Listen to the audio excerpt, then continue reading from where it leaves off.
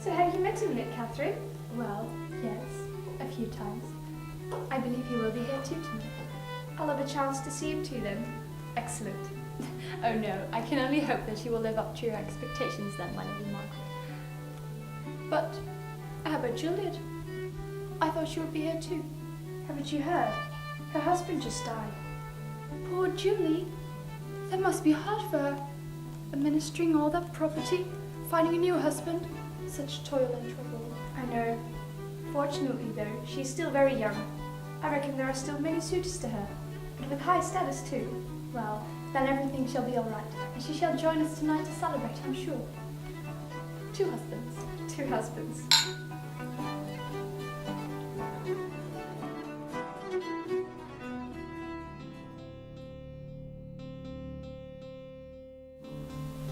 Two husbands, they say. Well, I believe that is not what Lady Macbeth would have said. Since she found her husband first to be a coward, and later to be a paranoid. So would this mean that these women are rather more like Lady Juliet? It is true that the most important task of women during the Renaissance was to obey and please their husband. And since Romeo and Juliet were, in fact, legally married, Juliet could be seen as a perfect wife, since she even rebels against her family in favor of Romeo. This, of course, was a result of a devastating love for him, but through this love, would she not also wish to be a good wife to him? And like this Lord Waterford, Romeo was a rich man from a high status, which might have caused Juliet to choose him over his family too, since one's future was most important. Tomorrow, and tomorrow, and tomorrow. So, what difference is still left between the pretty and confident Juliet and this young girl, whose marriage may not have been chosen by herself, but has the same prospects, wealth, respect, and, not to mention, a handsome spouse? Frailty, thy name is woman.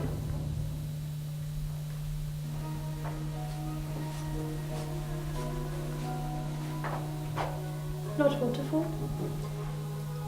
Lady Seaworth, I heard you'd be here tonight.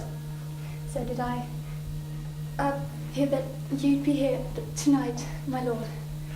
Well then maybe we should use this opportunity to celebrate the new union between our families. If you do dance, I wish you dance with me. If you wish so, my lord.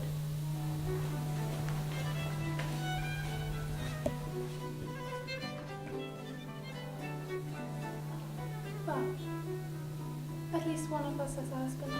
Oh, Juliet, my condolences. How are you? Well, I wouldn't be a good wife if I didn't grieve, would I? Oh, of course. But will you choose a new husband still? Well, I'm not sure, because I did love him, you know.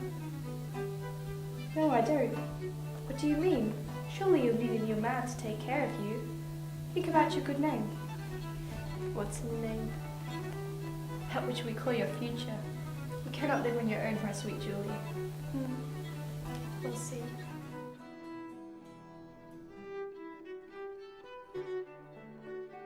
Anyway, they look happy, don't they? Oh, well, why wouldn't they? He's got a beautiful girl from a good family, and she's got a handsome, wealthy man from an even better family. They're perfect. So it seems. But how about Catherine's education? I assume she will end it now that she has other matters to think of. Naturally. She'll have to raise his children and take care of the house and such. But I'm sure Catherine will make a good wife. And isn't that what every girl wishes for? To be a good wife. I certainly did.